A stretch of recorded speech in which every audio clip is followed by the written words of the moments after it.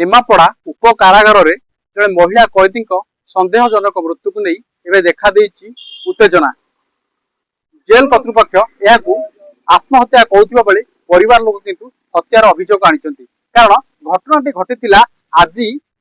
दिन 2:30 बेले जेल कर्तृपक्ष कहिबार 2:30 बेले महिला कैदी जनक आत्महत्या करथिले किंतु परिवार को प्राय 7टा बेले खबर दिया जायतिला आ परिवार लोकक अनुपस्थिति रे सब पोस्टमार्टम पाई पठा जायतिला मेडिकल पठा जायतिला मेडिकल रो पोस्टमार्टम पठा जायतिला। हम सहित परिवार लोक अछंती आलोचना करबा। आज्ञा कोन कहिबे केते बेले खबर पाइले एमती गोटे हिच बोली हम 7टा बेले जाई मते खबर देले हम गां पजिन पड़ा 7टा रे खबर देले जे कहे जेलर साहेब तते फोन करछंती तू तुरंत नेकी जा तो स्त्री की बोले काहे की जिबी मुझे जिया पर कहली मुझे पचरा बोले नानी तू जा मु किछि से लोक हम किछि समय पर हम गां लोक सुनली जे तो जियो सेठी मृत्यु हे जी बोले मृत्यु होला मो जियो को काउंट रू मला कोउत भी मला मते टे जणया दरकार नै किछि जो निमापड़ा जेल के बेठू कहि दिबा आगा जेल रे आगा 2 मास 25 दिन को हबो और 3 मास आइनी तार से मते कह तो जियोटा तुम जियोर दियो खराबे कि अतुष्ट कोन अछि किछि मते भी से विषय भी जय नादी मो जो वो आगा से बाडे के मार दियंतु कि अवश्य किछि करि करि मार दियंतु मार देबा सेतु हमहु न कहि करि मो जियो को नेकरि मेडिकल केंति गले आगा से मते उत्तर दियंतु सत से सतर आपन केबे जोगाजोग काली कथा आइतला तक मां अछुंदी हम सहित मां अछुंदी मां केते बेले जियो सहित कथा आइतले कोन कथा आइतले आज्ञा मो झील सहित भल मंद कथबार्ता हेलु आउ 2:35 मिनिट रे कथा होइछु काली दिन 2:35 मिनिट रे कोन सब कथा होतले भल मंद कोन होइछि तो दिया मुंडा ना दिया मुंडा भल अछि हम कहली कोन नै गिरि जिबि ना नाई मोर किछि दरकार नै एई कथा सब कुआबला हेलु आपण जियो सहित नियमित जोगाजोग रे आगु थिले आज्ञा हां निश्चित भाबरे परिवार लोक गोटे अभियोग आनिचंती जे ये निश्चित भाबरे आत्महत्या नुहे ये कि मृत्यु गोटे तदंतर आवश्यक मध्य अछि का परिवार लोक को जणा जाय नै ताको मां मध्य हम कहउतले जे नियमित भाबरे जोगाजोग रे थिले हम सहित ताको भाई मध्य अछंती कोन कहिबे केते बेले आपन को खबर पहुंचला संजय 7टा कोन आपन को खबर कला कहले आसंदी थाना टिके आसंदी आपन पहुंचला बेले को एठी कोन जानले कोन हिच बोली आपन को तो खबर देले कोन कहिली माने कहले आसंदी थाना देकी हम बाबा को कहथिला हम कहले कोन हिच बाबा कहले चल थाना देई चल ओना प्रभाकर पइडा अरे सडांगु जो आत्महत्या करछ आत्महत्या होई कोन तर संपर्क आपन मु जेजाय हमें आज्ञा पाइलु 7टा रे खबर सरपंच गोठू आमे पूर्वतम सरपंच हमु कहली जे जेल रे कोन गोटा दुर्घटना आइछि तम जाई कि ताको बापा को धरि सेठी जाओ हमें आसिक एठी पहुंचलानु 8टा रे हमको वार्ड लोक देखा करनांती कि सुपरटेंडेंट देखा करनांती कहउती तुम पेशेंट को हम लेके आईसीयू भीतर कोरे रखी से निजे मारी गिरी आईसीयू भीतर रखी कि मेडिकल रे रखी हमको दखौ ना जेलर कहउती आत्महत्या हां से कहउती फैन रे आत्महत्या करछि किंतु हमर संजय जन को जेलर माने मारी यदि आत्महत्या कला हमको काई कि सेटा को संगे संगे न खबर कले हम आस्तांतु मेडिकल नै कि जाइथांतु किंतु से तांग मनु मेडिकल नै छंदी कि कुआड़ नै छंदी हमको पेशेंट दखै दोना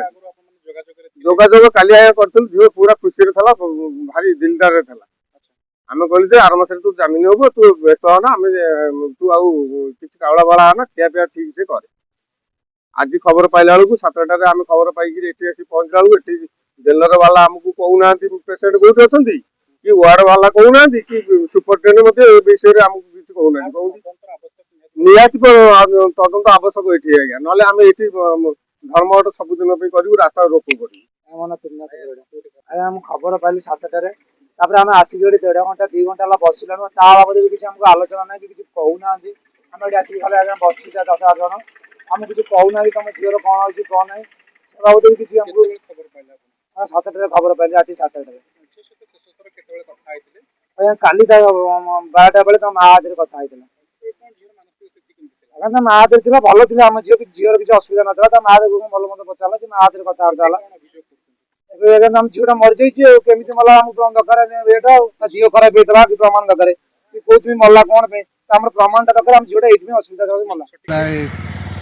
3टा बेलकू हमर जने महिला बंदी मधुस्मिता बराल बोली तांको हमर फीमेल वार्डर देखिया पाइतिले जे से गोटे फीमेल वार्डर गोटे कोठरी रे सिलिंग फैन गोटे शाढ़ी द्वारा से झुलिबा अवस्था आम उद्धार कर संगे संगे निमापड़ा गोष्ठी स्वास्थ्य केन्द्र को पठेलु चिकित्सा निमंत सेठारे प्राय 3:45 डाक्तर परीक्षा कर मृत घोषणा कर हत्या मामलें 6/12/2025 ମସିହାରୁ ଏଠାରେ ରହିଥିଲେ ଏବଂ ସେ ତାଙ୍କ ନାଁରେ ଅଭିଯୋଗ ଥିଲା ଯେ ସେ ତାଙ୍କର ଏକ ଛୋଟ ଶିଶୁ କନ୍ୟାକୁ ମାରିଦେଇଥିବାର ଅଭିଯୋଗ ଥିଲା। ସେ ସମ୍ବନ୍ଧରେ ସେ ଗିରଫ ହୋଇ ଜେଲରେ ଥିଲେ। ବର୍ତ୍ତମାନ ଆମର ପୋଲିସରେ ନିମାପଡ଼ା ପୋଲିସ ଷ୍ଟେସନରେ ଏ ସମ୍ବନ୍ଧରେ ଏକ ଏଫଆଇଆର ଦିଆଯାଇଛି ଏବଂ ପୋଲିସ ବର୍ତ୍ତମାନ ସେ ଯେଉଁ ଡେଡ୍ ବଡି କି ଜବତ କରି ତାକୁ ଯାହା ଶୁଣିବାକୁ ମୋତେ ପୁରୀ ନିଆହେଇଛି ତାକୁ ଫର୍ଦର ପୋଷ୍ଟମର୍ଟମ ଇନକ୍ୱେଷ୍ଟ ଏବଂ NHRCର ଗାଇଡ଼ଲାଇନ୍ସ ଅନୁସାରେ ଯେଉଁ ଆଗାମୀ ପଦକ୍ଷେପ ସବୁ ନିଆଯିବ। ଜେଲର ସୁରକ୍ଷା ବ୍ୟବସ୍ଥା ଠିକ୍ ଅଛି। 2 ଜଣ ଆମର ମହିଳା ବନ୍ଦୀ ଆଉ ଜଣେ ଫିମେଲ ଆମର ଯେଉଁ କର୍ମଚାରୀ ସେ ସମସ୍ତେ ବସିଥିଲେ। ସେଇ ସମସ୍ତେ 3 ଜଣ ବସିଥିବା ସମୟରେ ସେ ୱାସରୁମ୍କୁ ଏମିତି ଯିବା ପାଇଁ